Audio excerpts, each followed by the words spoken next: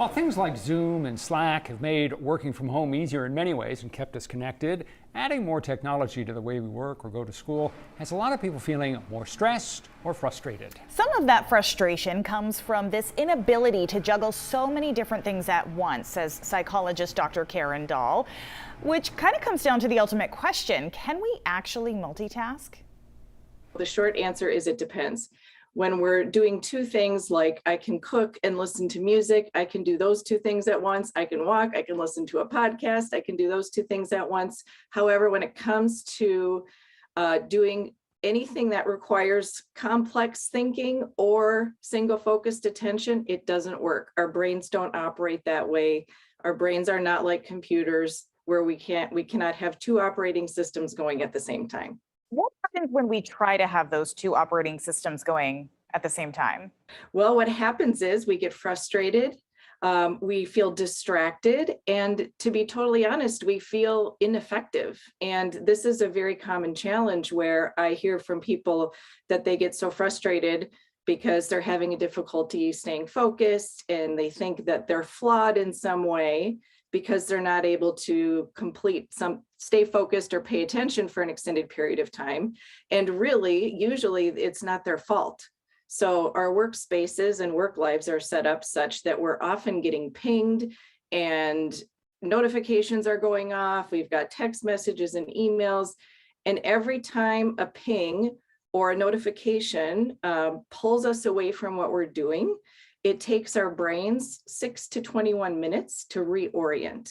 Aside from eroding our self-esteem, are we even doing, if we're trying to do two important things, are we even doing either one well?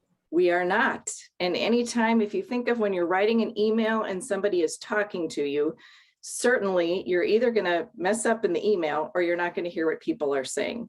So we can only process a certain number of bits of information. And so when there's something that's coming in and we're trying to send a message out, there ends up being noise and static. So let me ask you this: what are we doing wrong and what can we do to adjust that?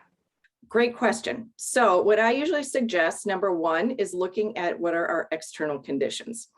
So how is our workspace set up? How are we navigating our calendar? So looking at external factors. So to set ourselves up for success, turning off notifications, or at least managing them more carefully, trying to avoid doom scrolling and jumping from one app to the next, shutting off phones, reducing the number of devices that we're using at one time. And frankly, a lot of the distraction comes in the form of all the technology that we're utilizing. And I think this has come up more for people since we've been working at home. And folks are on Zoom calls, and then they're trying to address something else to maximize their time, when in the regular working conditions, when you're in a meeting, we're less likely to be doing all those other things. So there's just a little more space and margin of error. So shutting off Slack or instant message notifications, I know is challenging because many teams communicate that way. I encourage people to just set a limit. So even if you have an auto response saying, I'm going to be checking this once an hour, or I'm going to be checking this twice a day, so that people know, because we get into this pattern where people are expecting instant responses.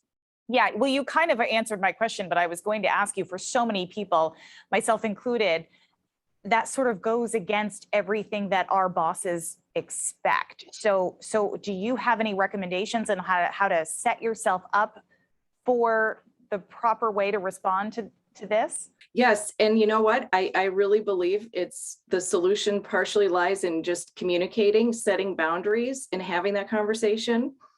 Because I hear that as pushback a lot. What if my boss needs to reach me? And so sometimes you have that conversation. Most of us are not in the emergency business. And we actually can wait for 5 minutes or 1 hour to hear back from somebody. And if not, we can set up a plan with our boss. Like, if you really need to get a hold of me, here is the best way. Send me a text or call me or whatnot, so that so your message doesn't get drowned in all of the instant messaging, And again, it's all about, increase the signal to noise ratio. So I think teams can have conversations about that too, because everyone is struggling with this. If I'm sending out messages at a time that's convenient for me and dropping in on your day, the expectation should not be that you drop whatever you're doing to fulfill my immediate demand. So the more teams can talk about this and figure out what are effective ways that we can communicate and help all of us, because I guarantee if you're feeling distracted, you are not the only one. No, you are not. A lot of us have 10 different thoughts at least happening at any given time, tasks you have to finish. But as Dr. Karen Dahl mentioned, thinking about all of them will not get them done faster, right? You know exactly. Yeah, I got plenty of work vices and shortcomings, but I am pretty good about not trying to multitask. I know I just don't do it well. I do it badly. So here's actually another piece of advice is it's almost like a sense of mindfulness, meditation. You can train your brain to focus on just one task at a time, but it takes a lot of work, as meditation does. We're going to have to start training our brains.